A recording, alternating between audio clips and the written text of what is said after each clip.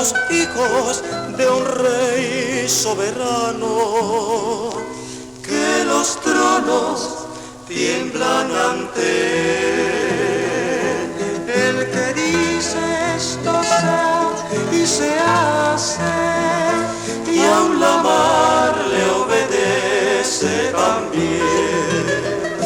Si tú quieres obtener la riqueza, la que el mundo jamás te brindó, la que quita pesares, tristezas, la que el Padre por amor nos dio.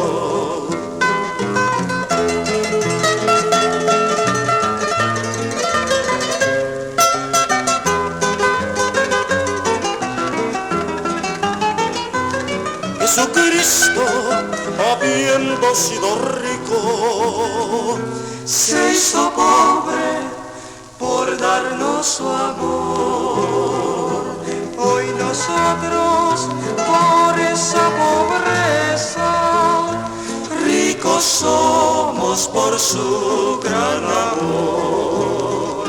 Si tú quieres obtener la riqueza, la que el mundo jamás te brindó, la que quita pesares, tristezas, la que el Padre por amor nos dio, la que el Padre por amor nos dio.